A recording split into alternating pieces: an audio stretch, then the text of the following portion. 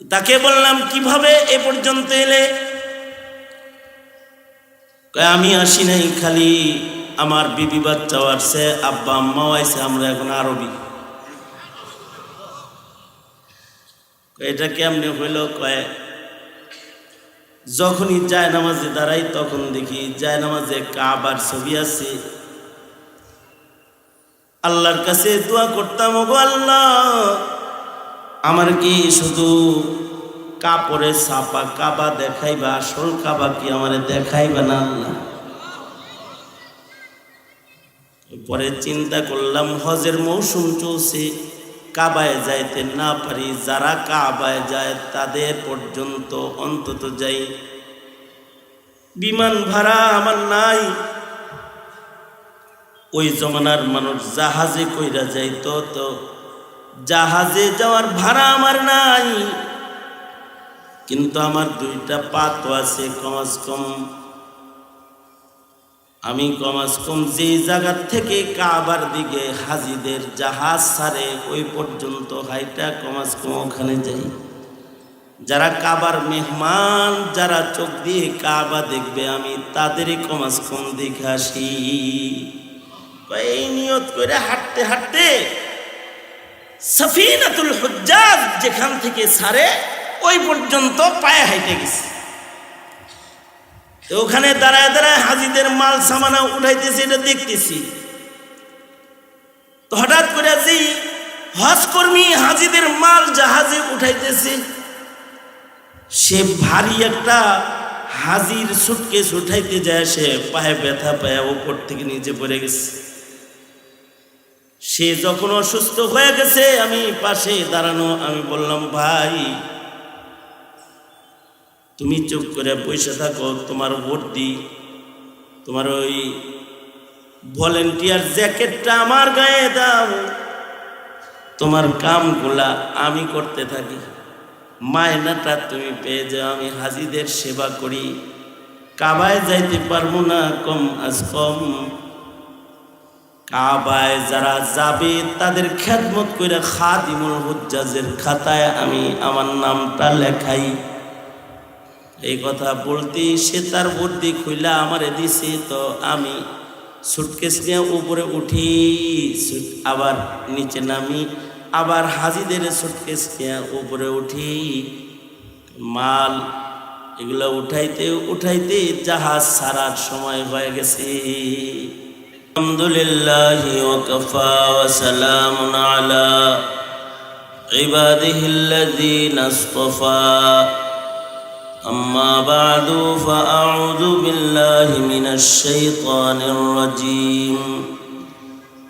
بسم الله الرحمن الرحيم.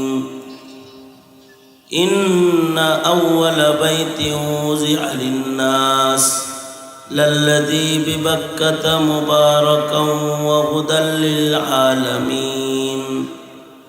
وقال النبي صلى الله عليه وسلم أحب البلاد إلى الله مساجدها. وقال النبي صلى الله عليه وسلم لا يؤمن أحدكم حتى أكون أحب إليه من والده وولده والناس أجمعين، أو كما قال عليه الصلاة والسلام.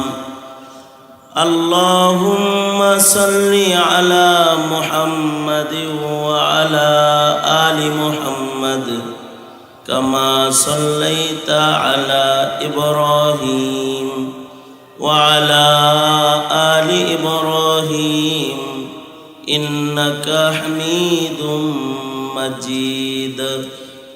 اللهم بارك على محمد وعلى آل محمد كما باركت على إبراهيم وعلى آل إبراهيم إنك حميد مجيد. بلغ العلا بكماله كشف الدجى بجماله حسنت جميع خصاله صلوا عليه وآله الحمد لله জামিয়া মুহাম্মাদিয়া শামসুল উলুম আয়োজিত দুদিনব্যাপী মহতী সম্মেলনের আখিরি রজনী মহতারম সভাপতি উপস্থিত হযরত বুজুর্গ উলামায়ে কেরাম সম্মুখপানে সমবেত দিন প্রিয় ইসলাম প্রিয় দিনদার ইমানদার মুমিন মুসলমান ভাইরা বুড়া বাবারা যুবক ভাইরা পর্দার আড়ালের মা বোনেরা বিশ্বজগতের মালিক বিশ্ব প্রতিপালকের বিশ্ব দরবারে কালিমাতুশ শুকর যে মহান রব্বুল আলামিন দয়া করে মায়া করে ভালোবেসে রহমতি বরকতি জান্নাতের টুকরা বাগানে উম্মতের উলামায়ে দ্বীনদের সোহবতে জামিয়ার বৃহৎ সম্মেলনে আল্লাহ তাআলা আমাদের হাজির হওয়ার তৌফিক দান করেছেন। কালিমাতুশ শুকর পড়ি, শুকরিয়া আদায় করি, জবান খুলে ভক্তি ভরে সমস্বরে আওয়াজ করে উচ্চ কণ্ঠে উচ্চ আওয়াজে মোহাব্বতের সাথে সকলে মিলে বলি আলহামদুলিল্লাহ। এত সময় পর্যন্ত হযরতুল আল্লামা হাসান জামিল দামাত বরকাতুহুল আলিয়া গুরুত্বপূর্ণ নসিহত, তথ্য নির্ভর, তথ্যবহুল গুরুত্বপূর্ণ বিষয়ে আপনাদেরকে কথা শোনায়েছেন। এর পূর্বে আরও মুরব্বীরা কথা বলেছেন। গতকালকে বিজ্ঞজনেরা আপনাদের সামনে গুরুত্বপূর্ণ নসিহত করেছেন। সকলের শেষে আমি আপনাদের সামনে বসে বরকতের নিয়তে সুমশহুর আয়াতে কারিমা, মশহুর হাদিস খণ্ড আপনাদের সামনে পেশ করেছি। এগুলোকে সামনে করে কিছু কথা আপনাদের কানে পৌঁছে দেওয়ার ইরাদা আল্লাহ তাআলা কিছু গুরুত্বপূর্ণ কথা তাকরার করার তৌফিক দান করেন। আপনারা দোয়া করুন আমিন। দুনিয়াতে আমরা এসেছি, আবার আমরা এখান থেকে বিদায় নিয়ে চলে যাব। এই পৃথিবীতে কেউ স্থায়ী না। আমাদের পূর্বে যারা এসেছে তারা চলে গেছে, আমরা আসছি, আমরাও থাকবো না। আমাদের পরে যারা আসবে তারাও এই পৃথিবীতে স্থায়ী হবে না, কারণ স্থায়ী বসবাসের জায়গা দুনিয়া। স্থায়ী বসবাসের জন্য আল্লাহ তাআলা বান্দার জন্য, আমাদের জন্য জান্নাত বানাইছেন। কি বানাইছেন? জান্নাত বানাইছেন, যেখানে একবার গেলে কেউ সেখান থেকে আর বেরোইতে হয় না। দুনিয়ায় আসে, বেরিয়ে যেতে হয়, জান্নাতে যাবে আর বের হবে না। খালিদিনা ফিহা লা ইয়াবগুনা আনহা হিওয়ালা। তো অস্থায়ী জায়গাতে আমাদের কাজ কি? অস্থায়ী জায়গাতে আমাদের কাজ হলো স্থায়ী জায়গার সামান জোগাড় করা। আল্লাহর রাসূল বলেছেন,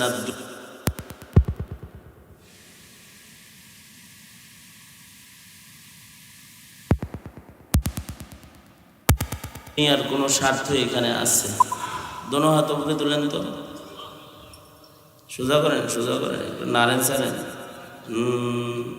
সোজা করেন, নাড়াচাড়া দেন, নামান, আবার তোলেন, নামান। এবার জবান খুলেন, বলেন সুবহানাল্লাহ, আওয়াজ করে বলেন আলহামদুলিল্লাহ, জোরে করে বলেন লা ইলাহা ইল্লাল্লাহ, আওয়াজ করে বলেন আল্লাহু আকবার। আল্লাহু আকবার জোরে বলা সুন্নাত। আল্লাহু আকবার মুয়াজ্জিন সাহেব জোরে বলে, আল্লাহু আকবার ইমাম সাহেব জোরে বলে, আল্লাহু আকবার বাচ্চার কানেও জোরে বলে, আল্লাহু আকবার মরা মানুষ সামনে নিয়ে যখন বলে তখনও জোরে বলে, আল্লাহু আকবার যুদ্ধের ময়দানে যখন দুশমন সামনে বলে তখনও জোরে বলে। সুতরাং আল্লাহু আকবার মাহফিলে যখন বলে তখন জোরেই বলে, কারোর কথা কেউ আসতে বলে না। আল্লাহু আকবার খালি মাথায় যখন বলে তখনও জোরেই বলে, টুপি মাথায় যখন বলে তখনও জোরেই বলে, হেলমেট পরেও যখন বলে তখনও জোরেই বলে, আসতে বলে না। জোরে বলেন আল্লাহু আকবার, আর জোরে করে বলেন আল্লাহু আকবার, আল্লাহু আকবার, যত দূর যায় তত নূর যায়, যত দূর যায় তত দূর শয়তান চলে যায়, যত দূরে যায় তত দূর পর্যন্ত মানুষের ঈমান তাজা হয়ে যায়, মানুষ ইবাদতের জন্য তৈয়ার হয়ে যায়। জোরে বলেন আল্লাহু আকবার। এই যেমন আমার দিকে ছিলেন, আমি তো সবার শেষ, লাস্ট অ্যান্ড ফিনিশিং। সুতরাং আলোচনার পরে আপনাদেরকে নিয়ে দোয়া হবে। দোয়া পর্যন্ত অনেক দামি দামি কথা শুনছেন, আপনাদের সাথে কিছু গল্প করি আর কি। এমন কিছু গল্প যে গল্পগুলো সবার জানাও দরকার, বিশেষভাবে প্রজন্মের কানে যাওয়া দরকার। সুতরাং সবাই মুতাওয়াজ্জিহান ইলা জিহাতিল হুজুর, এই দিকে ঠিক না? তা আর মোবাইল টিভি যারা করতেছেন তারা মোবাইল জায়গায় রেখে আপাতত ওয়াজ শোনার নিয়ত করে বসে পড়ে। আমি আমার আলোচনায় মাঝে মাঝে বলি যে এক কাম করেন, দুই কাম করেন, ওয়াজ শুনতে আইছেন ওয়াজ শোনেন, তাহলে ফায়দা বেশি হবে। আমাদের মুরব্বীরা বলে দুই নায় পাড়া দিও না। দুই নায় পাড়া দিলে কি হয়? হ্যাঁ, আপনারা তো নদীর দেশের মানুষ, বলেন না দুই নায় পাড়া দিলে কি হয়? পইরা যায়, ফাঁক হয়ে যায়, পইরা যায়। দুই নায় পাড়া দিতে নাই। আমাদের মুরব্বীরা বলে যে, যেমন এই বাথরুম, মানে আমাদের মাদ্রাসায় নিয়ম হইল কারোর যদি হাজত হয় ক্লাস চলাকালীন, যেমন হেফজখানায় লম্বা সময় ক্লাস হয়, তারপরে আমাদের মাদ্রাসাগুলিতে সারাদিন ক্লাস হয়, কারোর যদি হাজত হয়, যদি কারোর বড় হাজত হয় তাহলে 2 আঙ্গুল দেখায়, আর যদি ছোট হাজত হয় তাহলে, যেমন আমরা যখন হেফজখানায় পড়ছি তখন বসে থাকতে থাকতে খুব খারাপ লাগতেছে যখন, তো হুজুর তো আরে বলার কায়দা নাই যে পড়ুন না, একটু বয়ে থাকি, তো হুজুর, তার মানে হলো 1 নাম্বার একটা করবে। আর যদি 2 আঙ্গুল ওঠে 2 কাম করবে। 2 আঙ্গুল মানে কি? বড়টা না, আসলে 2টা করবে। কয়টা করবে? কারণ ওইটা একটা করার কায়দা নেই। যদি কেউ একটা করতে যায় তাহলে আর একটা অটোমেটিক করে লাগে। এটা যদি কোনো প্রেসিডেন্টও শুরু করে তাও 2টা করে। এমনকি আমেরিকার প্রেসিডেন্ট, সে যদি চিন্তা করে আমি মোরল টাইপের লোক, আমেরিকার প্রেসিডেন্ট, আমি একটা করব, পারবে? পারবে? আমাদের কোনো মন্ত্রী মহোদয় এরা পারবে? এমপি মন্ত্রী কেউ পারবে? যতই ক্ষমতা থাক, যদি কয় যে 1 ডেলিভারি হবে 1 পিস, 2টা হবে না। যদি এরকম নিয়ত করে হইব। আল্লাহ তাআলা দেখায় যে তুই আসলে পারস না, তুই আসলে কি। কেউ যদি নিয়ত করে যে একবারে পেট ক্লিয়ার করে বাইরে, তাও পারে না। অনেক সময় বাইরে মনটা বেশি ভালো না, যদি জিজ্ঞাসা কি হয়েছে, কয় তার মানে এই ইচ্ছা করলেও ক্লিয়ার করতে পারে না। আবার আল্লাহ যদি ক্লিয়ার করা শুরু করে তো ডাইরেক্ট বানাইতে, থামাইতে পারে না। মানে আল্লাহ তাআলা দেখায় দেয় যে বান্দা তুই আসলে পারস না, তুই আসলে কি অক্ষম। নিজে যদি এটা না বুঝে কেউ, ওই জন্য বাথরুমে নিয়ে বোঝায় যে এনে বইয়া বুঝ তুই যে অক্ষম, এনে বইয়া বুঝ তুই অক্ষম। সক্ষম একমাত্র একজন, মর্দে মুজাহিদের আওয়াজে বলুন তিনি কে? আর বাকি সব হলো অক্ষম গ্রুপ অফ ইন্ডাস্ট্রিজ লিমিটেড। সক্ষম একমাত্র আল্লাহ তাআলা।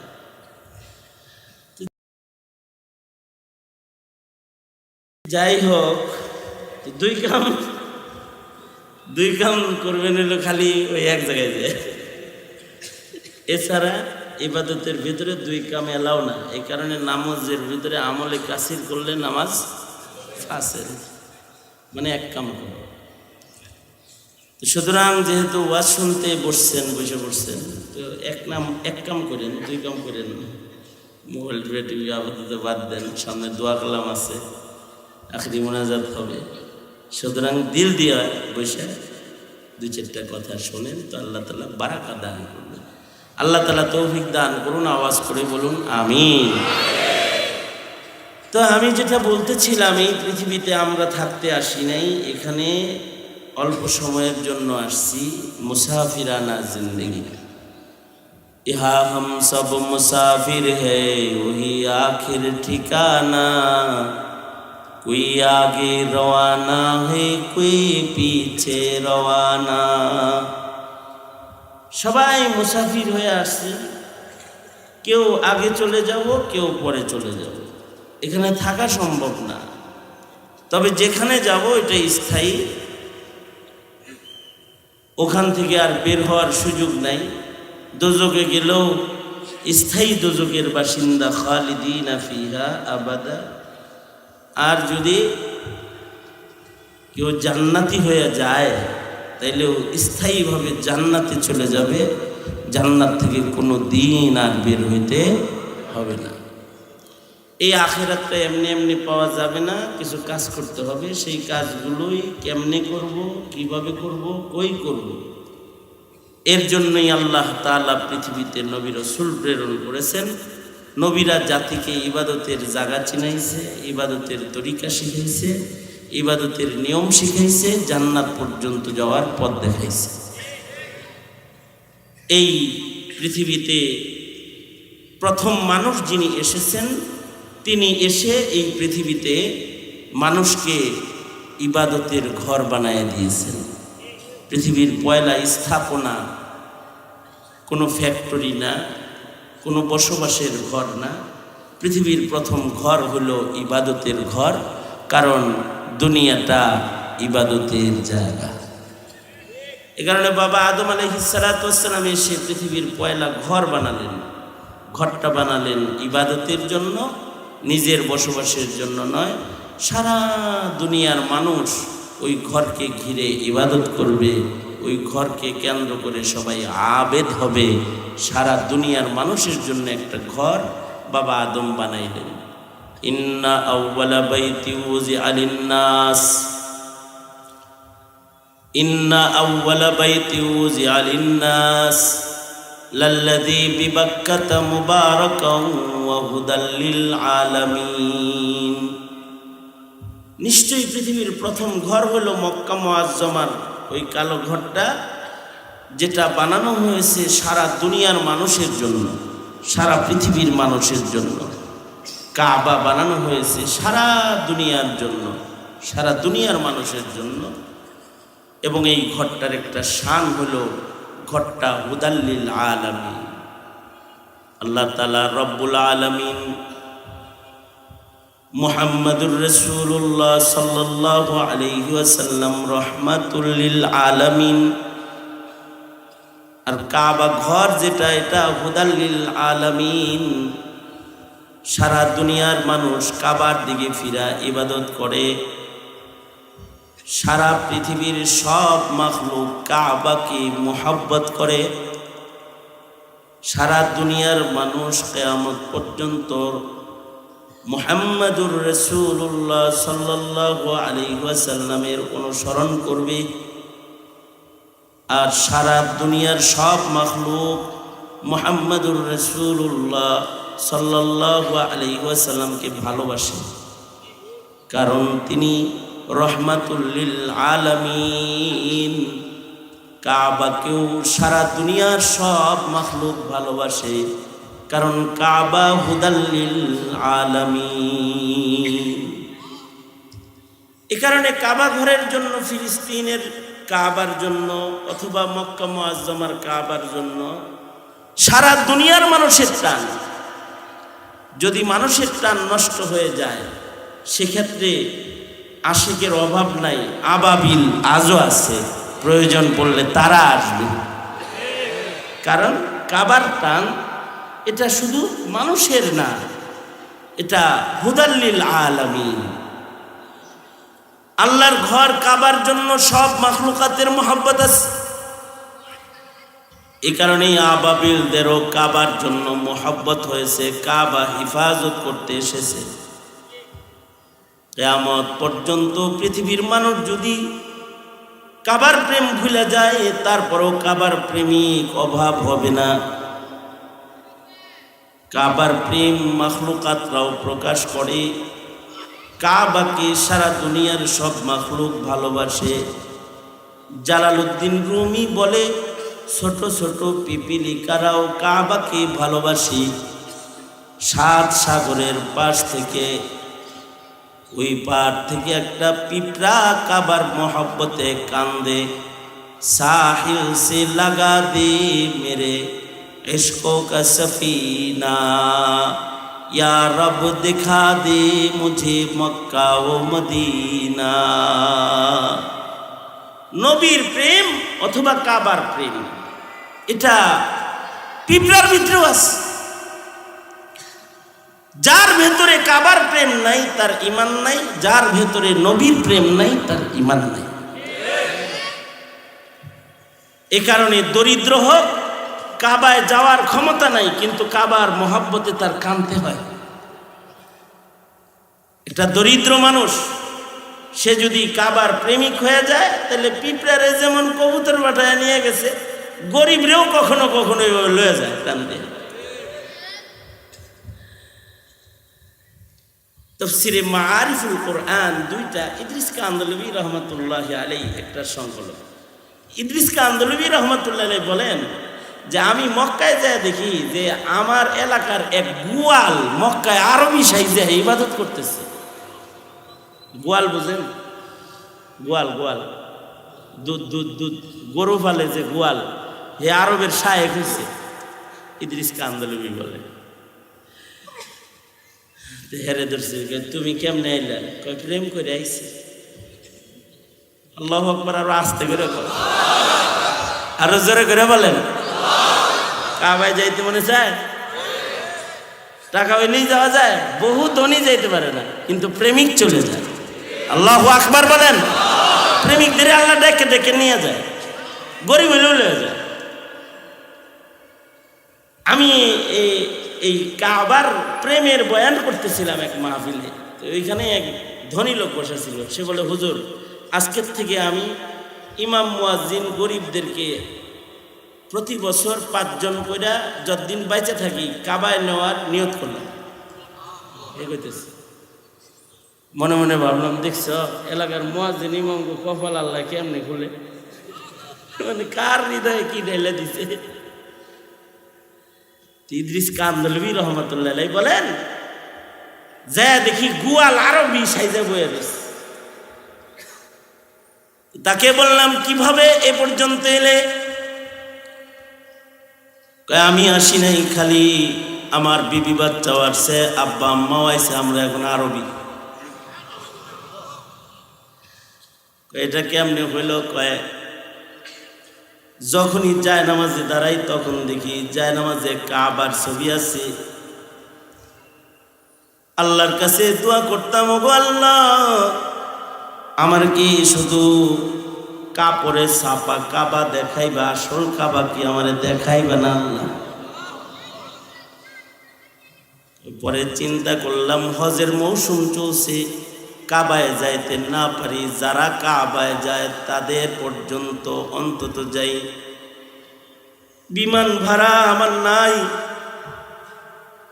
ওই জমানার মানুষ জাহাজে কইরা যাইতো, তো জাহাজে যাওয়ার ভাড়া আমার নাই, কিন্তু আমার 2টা পা তো আছে। কমাস কম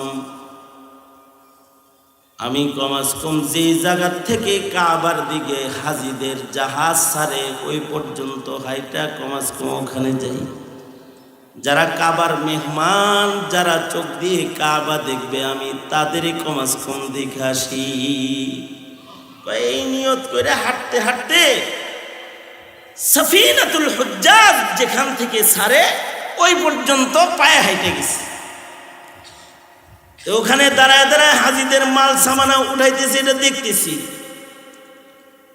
তো হঠাৎ করে যেই হজ কর্মী হাজিদের মাল জাহাজে উঠাইতেছে, সে ভারী একটা হাজির সুটকেস উঠাইতে যায়, সে পায়ে ব্যথা পায় উপর থেকে নিচে পড়ে গেছে।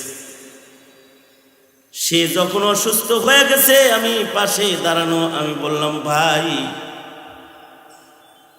তুমি চুপ করে বসে থাকো, তোমার ভর্তি, তোমার ওই ভলেন্টিয়ার জ্যাকেটটা আমার গায়ে দাও, তোমার কামগুলা আমি করতে থাকি, মায়নাটা তুমি পেয়ে যাও। আমি হাজিদের সেবা করি, কাবায় যাইতে পারবো না কম আজ কম, কাবায় যারা যাবে তাদের খেদমত করে খাদিমুল হুজ্জাজের খাতায় আমি আমার নামটা লেখাই। এই কথা বলতে সে তার বুদ্ধি খুইলা আমারে দিছে। তো আমি সুটকেস নিয়ে উপরে উঠি, আবার নিচে নামি, আবার হাজিদের সুটকেস নিয়ে উপরে উঠি, মাল এগুলো উঠাইতে উঠাইতে জাহাজ ছাড়ার সময় হয়ে গেছে।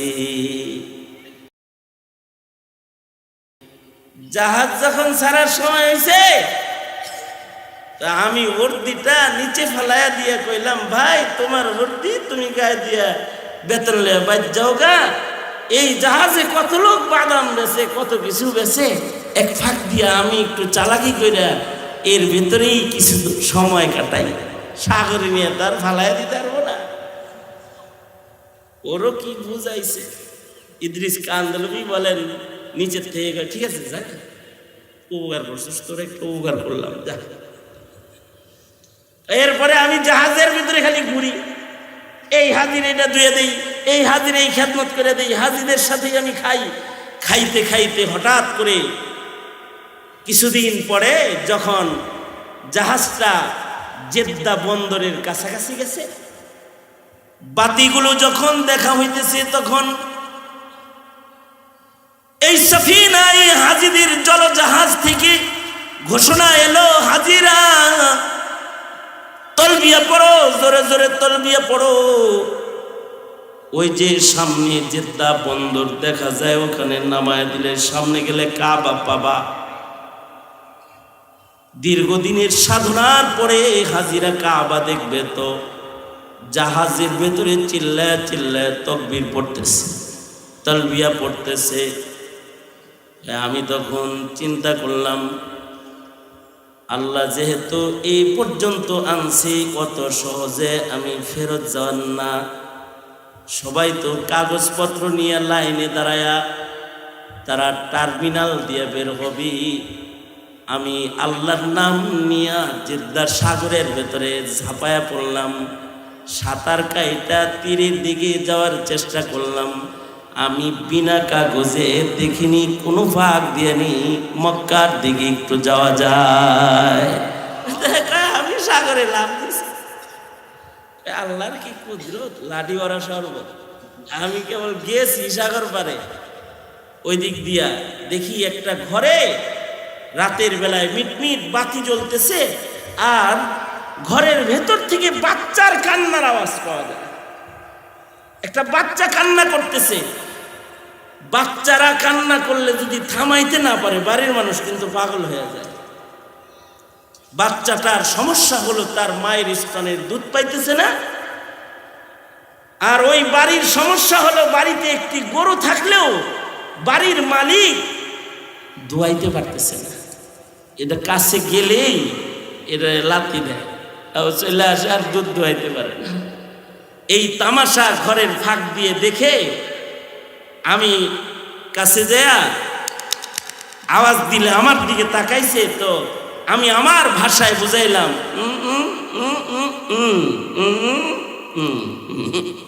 এটা তুমি পারবা না, এই কামা আমার, দেও দেও, কিরম দয়া দিই। আমি এরকম বলছি, ইশারা দিছি, আর আল্লাহর ইচ্ছা আল্লাহ আমাকে কাবার প্রেমিক হিসেবে কাবায় আনবে। ওই লোক আমারে নিয়ে গেছে।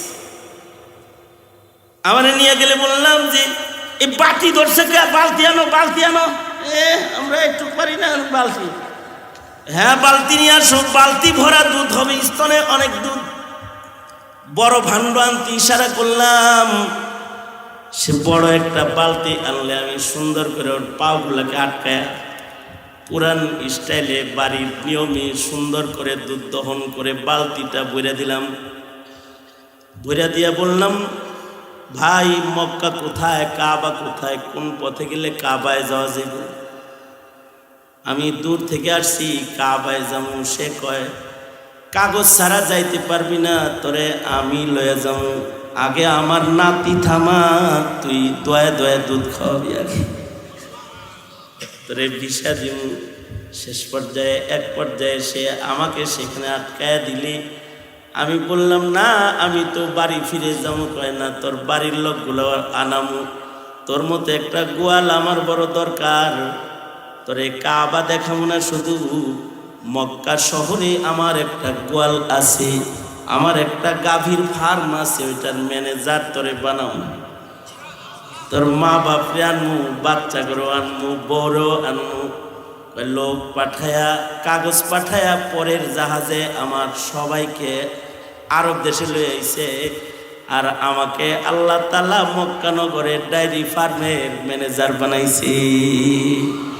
साहिल से लगा दे मेरे इश्क़ों का सफीना, या रब दिखा दे मुझे मक्का व मदीना, या रब दिखा दे मुझे मक्का व मदीना। মক্কা মুআজ্জামার প্রেম, কাবার প্রেম, এটা পৃথিবীর পয়লা ঘর। এইটার প্রেম সবার দিলে থাকবে, এটা আল্লাহর পছন্দ। সারা দুনিয়ার মানুষকে কাবার দিকে ফিরে নামাজ পড়তে বলে। সারা দুনিয়া থেকে সব মানুষ জীবিতরা কাবার দিকে ফিরে নামাজ পড়ে। যারা মইরা যায় তারাও কাবার দিকে হয়ে শুয়ে পড়ে। হাদিসে আছে, কেউ যদি কাবার প্রেমিক হয় তাহলে কবরে তাদের চেহারা কাবার দিকে থাকে। আর যদি কেউ কাবার প্রেমিক না হয় তো ফেরেশতারা তার চেহারা ঘুরাইয়া দেয়। এক riwayate আছে, কবরে যাদের চেহারা কাবার দিকে থাকে তাদের কবরে আল্লাহর রহমত যায়। কারণ কাবার দিকে চেহারা দিয়া কেউ থাকলে তাকে রহমত দান করা হয়। কাবার উপরে সেকেন্ডে সেকেন্ডে রহমত বর্ষণ হয়। যারা তওয়াফ করে তাদের 60টা রহমত দেওয়া হয়। যারা কাবার দিকে ফিরার নামাজ পড়ে তাদেরকে 40টা রহমত দেওয়া হয়। যারা কাবা তাকায়া দেখে তাদেরকে 20টা রহমত দান করা হয়। এ কারণেই সারা দুনিয়ার মসজিদগুলোতে ঢোকার সময় রহমতের দুয়ার খোলার দোয়া পড়তে হয়। যেমন আমরা যখন মসজিদে ঢুকি তখন কি পড়ি? বিসমিল্লাহি ওয়াসসালাতু ওয়াসসালামু আলা রাসূলিল্লাহ, আল্লাহুম্মা ইফতাহ লি আবওয়াবা রাহমাতিক। আল্লাহ, আপনি আমার জন্য আপনার রহমতের দ্বার খুলে দেন। তার মানে মসজিদে যায় মানুষ রহমত পাওয়ার লেগে যায়। কাবামুখী যারা হয় তারা রহমত পায়। আল্লাহ, আমি কাবামুখী হইতে আইছি, আমার জন্য রহমতের দ্বার খুলে দেন। আর যারা কাবামুখী না বাবামুখী কিন্তু কাবামুখী না, তারা রহমত বঞ্চিত হয়ে যায়। তাদের লাশটা কবরে রাখার সাথে সাথে ফেরেশতারা টান দিয়ে লাশ ঘুরাইয়া দেয়। কিছু মানুষ আছে এমন বাবা তালাশ করে যে বাবার কাছে গেলে কাবার দিকে হওয়া লাগবে না। আর বাবার এই কয় কেবলা কাবা না, বাবা কেবলা কাবা না, কাবা আলাদা, বাবা আলাদা। যে বাবা কাবার আকর্ষণ পয়দা করে না ওই বাবা বাবা না, ওটা শয়তান। আর যে বাবার কাছে গেলে কাবার প্রেম আসে সে হলো নায়েবে নবী। এ কারণে দুনিয়ার সব নবীরা পৃথিবীর মানুষদেরকে কাবামুখী করছে। এ কারণে মুসলমানদেরকে 5 বেলা কাবার দিকে ডাকা হয়। 5 বেলা আজান শুই না যাদের মোহাব্বত মসজিদমুখী তারা মসজিদে চলে যায়, মসজিদে যায় নামাজ পড়ে। যারা 5 বেলা মসজিদে যায় নামাজ পড়ে, মসজিদের সাথে যারা নিজেকে ঝুলন্ত বানায়, হাদিসে আছে ময়দানে মাহশারে আরশের ছায়ার নিচে তাদের জায়গা দেওয়া হবে। 7 প্রকারের মানুষকে আরশের ছায়া প্রদান করা হবে। তার ভেতরে একটা প্রকার হলো কলবুহু মুআল্লাকুন বিল মাসাজিদ, যাদের হৃদয় মসজিদের সাথে ঝুলন্ত, যারা মসজিদ প্রেমী, দর হাকিকত তারা কাবা প্রেমী। এ কারণে কাবার প্রতি আকর্ষণ মুসলমানের দিলে থাকবে। কাবার প্রতি যেমন আকর্ষণ থাকবে, মসজিদের প্রতিও আকর্ষণ থাকবে। সারা দুনিয়ার যত মসজিদ আছে সব মসজিদ কাবার অংশ। কাবার নির্মাতাও এক পর্যায়ে ইব্রাহিম আলাইহিস সালাম, মসজিদুল আকসার নির্মাতাও ইব্রাহিম আলাইহিস সালাম। কাবা নির্মাণ করে মাটি যেটা ছুঁড়ে মারছিলেন, যেখানে যেখানে পড়েছে কিয়ামত পর্যন্ত সেখানে সেখানে মসজিদ নির্মাণ হবে। এই সব মসজিদের সাথে প্রেম ভালোবাসা মুসলমানের ঈমান। যারা মসজিদে যায় কিবলামুখী হয়, তাদের ব্যাপারে আল্লাহর রাসূলের নির্দেশনা হলো তাদেরকে ঈমানদার বলো। আর যদি কেউ মসজিদে না যায়, মসজিদমুখী কাবামুখী কেউ যদি না হয়, তাহলে সে মুনাফিক হয়ে যায়, নেফাকাত ঢুকে যায় তার ভিতরে। ইচ্ছাকৃত কেউ বেনামাজি, তাহলে সে মুনাফিক হয়ে যায়। ইচ্ছাকৃত কেউ যদি 3 শুক্রবার মসজিদে না যায় জামাতে নামাজ পড়তে, তো কুতিবা মিনাল মুনাফিকিন, আল্লাহর রাসূল বলেন সাথে সাথে তার নাম মুনাফিকের লিস্টে উঠে যায়। তাহলে কাবার প্রেম এটা ঈমান। কারণ কাবা দুনিয়ার প্রথম ঘর। আমরা আমাদের জিন্দগিতে কাবা প্রেম প্রকাশ করার মাধ্যমে ঈমানের বহির প্রকাশ হল। 5 ওয়াক্ত নামাজ পড়ার মাধ্যমে কাবার প্রেম প্রকাশ করব, মসজিদ নির্মাণের মাধ্যমে কাবার প্রেম প্রকাশ করব। কারণ এটা ইবাদতগাহ, ইবাদতগাহের সাথে মুসলমানের মুহাব্বত, এটা ঈমান। আমরা ওয়াজে যেই পরিমাণ যাই, মসজিদে ওই পরিমাণ যাই না। ওয়াজ যত গুরুত্বের সাথে শুনি, নামাজ যত গুরুত্বের সাথে মসজিদে যায় পড়ি না। সমাজকে মসজিদমুখী বানান, মসজিদমুখী।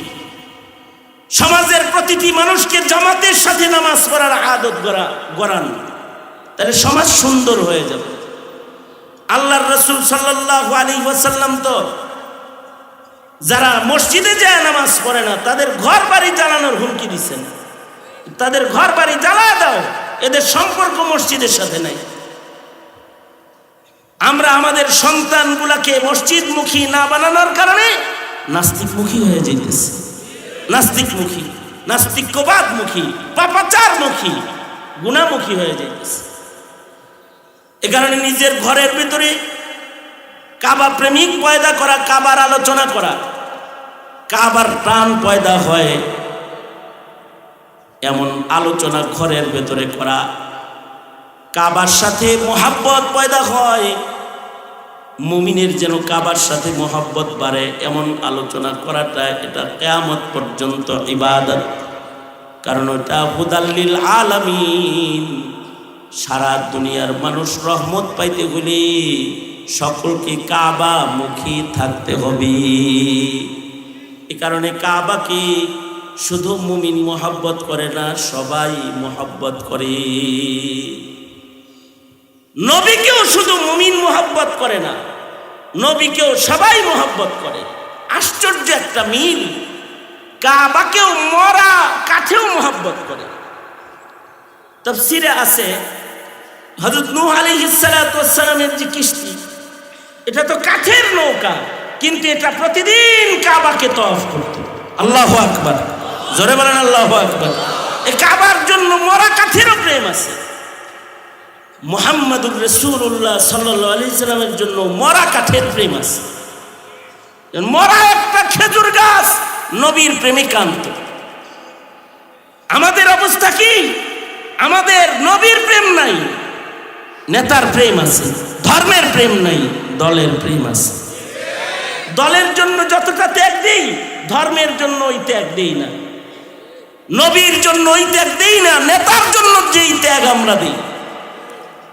আর একটা বিষয় হলো, আমরা আমাদের সমাজের নতুন প্রজন্মকে ধর্মও চিনাই না, দিন চিনাই না, দল যত চিনাই দিন অত চিনাই না।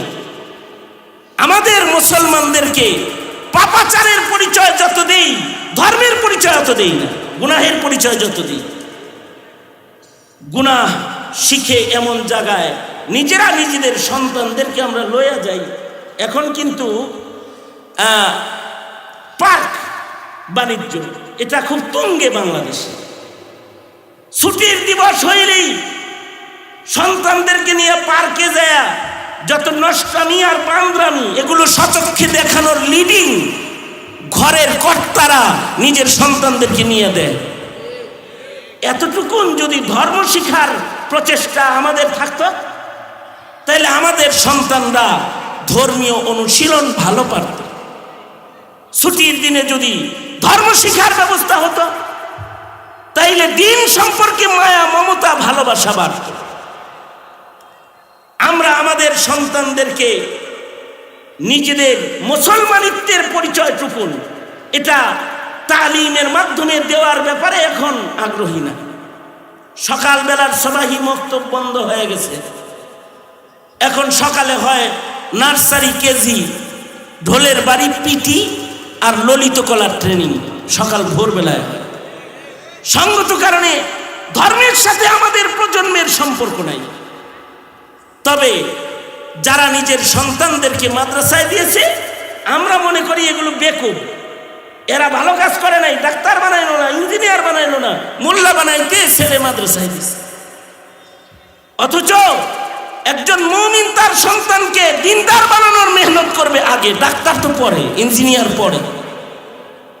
ডাক্তার বানাইলো, ইঞ্জিনিয়ার বানাইলো, কিন্তু দিনদার বানায় নাই। সন্তানকে দিনের পরিচয় দেয় নাই, নাস্তিকতার দিকে ঝুঁকে গেছে। এ পিতাকে আল্লাহর আদালতে হিসাব দিতে হবে।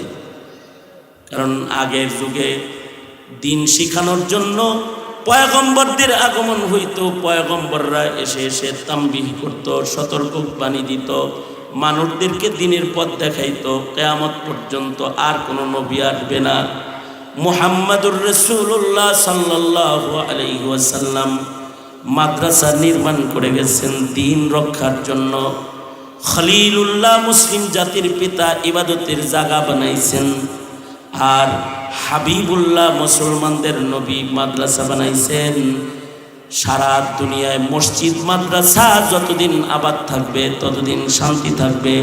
মসজিদ মাদ্রাসা বিরান হয়ে যাবে তো দিন জমিন থেকে মিটে যাবে। শুধু একটা মসজিদকে বন্ধ করার জন্য এত রক্তপাত, আর ফিলিস্তিনিদের এত রক্ত ঝরার একটা মাত্র কারণ যে একটা মসজিদকে আবাদ করা। মসজিদুল আকসাকে ঘিরে, মসজিদুল আকসাকে বন্ধ করার জন্য ইহুদিদের প্রচেষ্টা, সর্বোচ্চ প্রচেষ্টা করেছে এইবার যে সবগুলো দরওয়াজা বন্ধ করে দিয়েছে। আর ফিলিস্তিনিরা যুগের পর যুগ মুসলমানরা রক্ত দিতেছে এই একটা মসজিদের আজান চালু রাখার জন্য, একটা মসজিদের নামাজ চালু রাখার জন্য। বাবা নিজের হাতে সন্তানগুলাকে কবরে নামায়া দিয়া বাবা শুকরগুজার হইতেছে, আল্লাহ তোমার কাবা মসজিদের জন্য, মসজিদুল আকসার জন্য একটা সন্তান কুরবানি দিলাম আমি। এমনও পিতা আছে যে তার সবগুলা সন্তানকে কবরে রাখছে নিজের হাতে, কবরের উপরে গড়াগড়ি করে কাঁদছে আর বলছে, সন্তানগুলা তোমার ঘরের জন্য, মসজিদের জন্য কুরবানি দিলাম। ফিলিস্তিনিরা যেমন মসজিদের জন্য রক্ত দিতেছে, আমাদের দেশে মসজিদের জন্য রক্ত লাগে না। আমাদের দেশের এই মসজিদগুলো আবাদ করার জন্য একটু মেহনত লাগবে, মেহনত। শুধু নামাজে টাকার মেহনত, অতটুকুন মেহনত আমরা করতে রাজি না, অতটুকুন মেহনত আমাদের হয় না। দাওয়াত ও তাবলীগের মাধ্যমে কিছু মেহনত হইলেও দাওয়াত ও তাবলীগ আজকে দুই টুকরা হয়ে গেছে। প্রতিটি মসজিদে মসজিদে যে গাছ আর ইবাদতের রীতিনীতি চালু ছিল, আপোষে গন্ডগোল হওয়ার কারণে এটাও আজকে বন্ধের পথে। এখন বিভিন্ন মসজিদের সামনে গেলে সাইনবোর্ড পাওয়া যায়, এই মসজিদে তবলিগ জামাতের জামাত আসা নিষেধ। অথচ এই মসজিদগুলো আহলে হকদের মসজিদ, সেখানে ইতাআতি আর ওয়াজাহাতি দুই গন্ডগোলের কারণে আজকে মানুষদেরকে মসজিদের দিকে ডাকাও বন্ধ হয়ে গেছে। মুহতারাম হাজিরিন, নিজেদের ধর্মীয় কেন্দ্রগুলো আবাদ করার বিষয়ে সর্বোচ্চ চেষ্টা থাকতে হবে।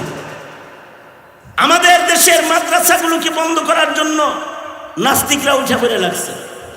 তারা এই মাদ্রাসাগুলোতে কয়টা ছাত্র পড়ে, কয়জন শিক্ষক থাকে, সরকারের নিয়মের আওতায় এনে মাদ্রাসায় যারা দান সদকা করে তাদেরকে পর্যন্ত হয়রানি করার প্রসেস অবলম্বন তারা করেছে। মাদ্রাসাগুলোর লিস্ট করতেছে এমনভাবে যে এই মাদ্রাসাগুলোর প্রতি যেন মানুষের আকর্ষণ কমে যায়, আর মাদ্রাসার ছাত্রদেরকে নিম্নমানের মধ্যযুগী বলে গালিগালাজ, উলামায়ে কেরামদেরকে মধ্যযুগী বলে গালিগালাজ করে মানুষদেরকে উলামা তুলাবাত থেকে বিচ্ছিন্ন করার চক্রান্ত চলতেছে। ধর্মীয় শিক্ষা এটাকে ঐচ্ছিক রাখা হয়েছে। বর্তমান আমাদের স্কুলে ধর্ম শিক্ষাটা হলো ঐচ্ছিক। ধর্ম শিক্ষা ঐচ্ছিক না, ধর্ম শিক্ষাটা হলো আসল শিক্ষা, বাধ্যতামূলক। মুসলমানের সন্তানকে যদি ধর্ম শিক্ষা বাধ্যতামূলক না করা হয়, তো এই মুসলমানের বাচ্চা তো কাদিয়ানির বাচ্চা হবেই, কাদিয়ানি হবেই, এটা তো নাস্তিক মুরতাদ হবেই। কারণ এদেরকে তো ধর্ম বিমুখ করার চক্রান্তের প্রসেসের ভেতরে ফেলে দেওয়া। সঙ্গত কারণে আমরা আমাদের সন্তানগুলাকে মসজিদমুখী করব, কাবামুখী করব, নবীমুখী করব ইনশাআল্লাহ। বলেন আওয়াজ করে বলেন, আওয়াজ করে বলেন ইনশাআল্লাহ। সন্তানদেরকে মক্তবের শিক্ষা নিশ্চিত করব ইনশাআল্লাহ। যদি মাদ্রাসায় দিয়ে না পারি, তাহলে নিজের ঘরের ভিতরে মক্তবের ইন্তজাম করে হলেও তাদেরকে ধর্মের পরিচয়, নবীর পরিচয়, দ্বীনের পরিচয় এগুলোকে শিখানোর চেষ্টা করব। আল্লাহ জাযায়ে খায়ের দান করুক আমাদের আবু তাহের মিসবাহ সাহেব হুজুরকে। আবু তাহের মিসবাহ সাহেব হুজুর ছোট ছোট চটি চটি কিছু বই লিখেছে। একাত্মবাদের পরিচয়, রেসালাতের পরিচয়, কাবার পরিচয়, ইসলামের পরিচয় বাচ্চাদের জন্য সিরিজ বই লিখছে। বইগুলো এত উপকারী, আমি তো আপনাদেরকে পরামর্শ দিব, যারা নিজের সন্তানকে মক্তবের শিক্ষা সুনিশ্চিত করতে পারেন না, তারা ওই সকল বইগুলো এনে নিজের ঘরে নিজের সন্তানকে নিজে পড়ান। নিজে যদি সন্তানকে দিন না শিখান, আপনার সন্তানকে ইহুদি বানানোর লোক, নাসারা বানানোর দালাল আর কাদিয়ানি বানানোর দালাল অনেক আছে সমাজে। স্কুলে যাওয়ার সাথে সাথে আপনার সন্তানের মেধা নষ্ট করে দেবে। মাদ্রাসাগুলো যেগুলো আমাদের দেশে আছে, এগুলোকে রাজনীতির ঊর্ধ্বে রেখে দলমত নির্বিশেষে মাদ্রাসাগুলোকে সতেজ রাখার, সচল রাখার জন্য সার্বিক ভূমিকা পালন করব ইনশাআল্লাহ। দলমত নির্বিশেষে মাদ্রাসায় যদি কেউ হকের কথা কয়, তাহলে এটাকে রাজনীতি মনে করবেন না। মাদ্রাসার মুহতামিম সাহেব যদি কোনো ধর্মের কথা কয়, এটা ইমানের কারণে কয়, ইসলামের কারণে কয়, দ্বীনের কারণে কয়, রাজনীতির কারণে না, নৌকার ধানের শীষের কারণে না, ইমানের কারণে, মুসলমানিত্ব রক্ষার কারণে বলে। এ কারণে ধর্মীয় মিম্বার থেকে, মেহরাব থেকে দ্বীনি কোনো কথা আসলে এগুলোকে রাজনৈতিক প্রলেপ দেওয়ার চেষ্টা থেকে নিজেদেরকে বিরত রাখে। আর মসজিদ মাদ্রাসাকে আবাদ করি তো সমাজ আবাদ হবে। আল্লাহুম্মা আনতাস সালাম ওয়া মিনকাস সালাম, ইলাইকা ইয়ারজিউস সালাম, তাবারাকতা রব্বানা ওয়া তাআলাইতা ইয়া জাল জালালি ওয়াল ইকরাম। ربنا ظلمنا أنفسنا وإن لم تغفر لنا وترحمنا لنكونن من الخاسرين رب ارحمهما كما ربياني صغيرا। রব্বুল আলামিন দুদিন ব্যাপী সম্মেলনের আজকের আখেরি দিন, ভিক্ষুকের মতো আমরা তোমার দরবারে দুইটা হাত বাড়ায় ধরেছি। 2 দিন ভরে উলামা হযরতরা যা কিছু আলোচনা করেছে, আল্লাহ সকলের সকল নসিহতগুলোকে ইয়া আল্লাহ আমল করার তৌফিক তুমি তোমার বান্দাদেরকে দান করো রব্বুল আলামিন। ইয়া আল্লাহ যা কিছু আলোচনা হয়েছে এই হেদায়েতগুলোকে বাস্তবায়ন করার মেহনত করার তৌফিক দান করো। আমাদের সন্তানদেরকে দ্বীন শেখানোর তৌফিক দাও, দ্বীন মানানোর জন্য মেহনত করার তৌফিক দান করো। আল্লাহ আমাদের প্রজন্মকে কাদিয়ানিয়াত, ইয়াল ইহুদিয়াত, নাসরানিয়াত, ইয়া আল্লাহ এগুলোর থেকে তুমি রক্ষা করো। নাস্তিক মুরতাদদের চক্রান্তের বেড়াজাল থেকে আমাদের মুসলিম মিল্লাতকে তুমি বাঁচাও। ইয়া আল্লাহ মসজিদগুলোকে আবাদ করে দাও, মুসল্লি দিয়ে ভরপুর করে দাও। আল্লাহ মসজিদের হক আদায় করার তৌফিক দাও রব্বুল আলামিন। মাদ্রাসাগুলোর দেখভাল করার তৌফিক আমাদেরকে তুমি দান করো রব্বুল আলামিন। কাবার মোহাব্বত, নবীর মোহাব্বত আমাদের হৃদয়ে সর্বোচ্চ করে দাও। ইমানি মোহাব্বত আমাদের দিলে সর্বোচ্চ করে দাও। ইয়া আল্লাহ আমলের মোহাব্বত আমাদের দিলের ভেতরে তুমি সর্বোচ্চ করে দাও। ফিলিস্তিনে এই মুহূর্তে কত মজলুম মুসলমানরা ইয়া আল্লাহ অত্যাচারিত, রক্ত ঝরাইতেছে রব্বুল আলামিন। এই সময় যখন আমরা মাহফিলে বসে রয়েছি, ফিলিস্তিনের বহু মা সন্তানের লাশ কোলে বসে আছে, বহু পিতা সন্তানের লাশ কোলে বসে আছে রব্বুল আলামিন। ওই সকল মজলুমদের জন্য তুমি আসমানি মদদ পাঠায় দাও আল্লাহ রব্বুল আলামিন। আয় আল্লাহ ওগো মালিক, ইয়া আল্লাহ সারা দুনিয়ায় মজলুম মুসলমান যারা তাদের তুমি নাজাত আর শান্তি দান করো। বিশেষভাবে বাংলার জমিনের শান্তি দান করো। হার কিসমের ফিতনা ফাসাদ থেকে বাংলাদেশের মুসলমানদেরকে তুমি রক্ষা করো। ইয়া আল্লাহ কার কি হাজত, কার কি জরুরত সব তুমি জানো। সবার মনের নেক আশাগুলো পূরণ করো। ইয়া আল্লাহ জামিয়া মুহাম্মাদিয়াকে কবুল মঞ্জুর করো। ইয়া আল্লাহ এই মাদ্রাসাকে দিন দিন তারাক্কি আর উন্নতি দান করো। যারা মাদ্রাসায় দান সাদকা করে খেদমত করে তাদেরকে তুমি কবুল মঞ্জুর করো রব্বুল আলামিন। মাদ্রাসার মুহতামিম শাহ হুজুর মাওলানা আকরাম আলী সাহেব অক্লান্ত পরিশ্রম করে এই মাদ্রাসাকে দাওরায়ে হাদিস মাদ্রাসা পর্যন্ত এ পর্যন্ত আনতে কত কষ্ট ক্লেশ, কত কোরবানি। ইয়া আল্লাহ সকল কোরবানিগুলোকে তুমি কবুল আর মঞ্জুর করো আল্লাহ রব্বুল আলামিন। ইয়া আল্লাহ এই এলাকার যত মুর্দিগান এই মাদ্রাসার সাথে জড়িত ছিল কবরে চলে গেছে, তাদের কবরগুলো জান্নাতের বাগান বানায় দাও। ইয়া আল্লাহ হাল যারা মাদ্রাসার সাথে রয়েছে নেক সুস্থ হায়াত তুমি তাদেরকে দান করো আল্লাহ। অত্র এলাকায় সুন্নতের হাওয়া চালু করে দাও আল্লাহ। হার কিসমের বিপদ বালা মুসিবত থেকে এলাকাবাসীকে তুমি বাঁচাও রব্বুল আলামিন। এলাকার মাসুম মাসুম বাচ্চাদেরকে দিন শিখার ইন্তজাম ইয়া আল্লাহ আমাদের সকলকে করার তৌফিক দান করো। আমাদের সন্তানেরা, আমাদের প্রজন্মেরা যেন দিন শূন্য না হয়ে যায়। ইয়া আল্লাহ আমরা মেহনত করতে পারি, আমাদের তৌফিক দান করো রব্বুল আলামিন। যাদের পিতামাতা কবর জগতে চলে গেছে তাদের মা বাবারে মাফ করে দাও।